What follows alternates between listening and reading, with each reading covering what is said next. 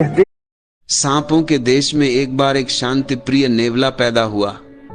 नेवलों ने तुरंत उसे यह सिखाना शुरू किया कि सांप हमारे दुश्मन है।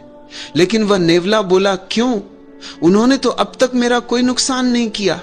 पुराने नेवले कहने लगे, ना समझ, तेरा भला न बिगाड़ा हो, लेकिन वे सदियों से हमारे दुश्मन हैं। हमारा विरोध तो जातिगत है। पर शांति प्रिय नेवला बोला, जब उन्होंने मेरा कुछ नहीं बिगाड़ा तो मैं क्यों उनसे दुश्मनी रखूं? धीरे धीरे खबर फैल गई कि एक गलत नेवला पैदा हो गया है, सांपों का दोस्त और नेवलों का दुश्मन। नेवले के पिता ने कहा, यह लड़का पागल है। मां बोली, यह बीमार है। भाइयों ने कहा, हमारा यह भाई बुजदिल है। सबने उसे बहुत समझाया कि यह हमारा फर्ज है, हमारा राष्ट्रीय कर्तव्य है कि हम सांपों को मारें। हम इसी काम के लिए बने हैं। पृथ्वी को सांपों से खाली करना है, क्योंकि सारी बुराई उन्हीं से है। सांप ही शैतान है।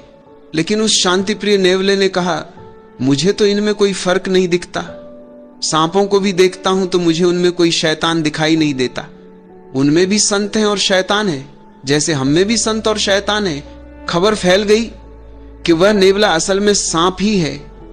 सांपों की तरह रेंगता है और उससे सावधान रहना चाहिए, क्योंकि शक्ल उसकी नेवले की है, लेकिन आत्मा सांप की बताई गई। बड़े बूढ़े इकट्ठे हुए, पंचायत बुलाई गई और आखिरी बार कोशिश की गई उसे समझाने की।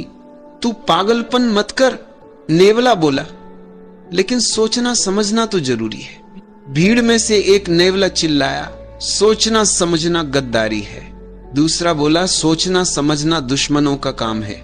जब वे उसे समझा नहीं पाए तो उन्होंने उस नेवले को फांसी दे दी। जेम्स थर्बर ने इस कहानी के अंतिम वचन में लिखा है, इससे यही शिक्षा मिलती है कि अगर तुम अपने दुश्मनों के हाथ नहीं मारे गए तो अपने दोस्तों के हाथ मार दिए जाओगे। मार तो तुम जरूर दिए जाओगे। ऐसी ही स्थिति हर मनुष्य की होती है। जब तुम पैदा होते हो तो तुम परमात्मा से जुड़े हुए जन्म लेते हो, क्योंकि उसके बिना कोई जीवन नहीं। उस क्षण तुम सबसे शुद्ध स्रोत से जुड़े होते हो। अभी तुमने वह जल नहीं पिया होता जिसे पीते ही आदमी भटकने लगता है। वह जल है समाज की शिक्षा, उसकी सभ्यता, उसकी संस्कृति। वही जल जिसे समाज बहुत जल्दी तुम्हें पिलाना चाहता है।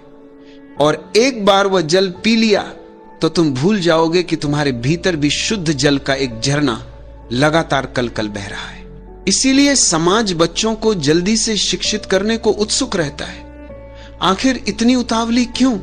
अगर बच्चा कुछ दिन अशिक्षित रह जाए तो क्या हो जाएगा? सांपों के देश में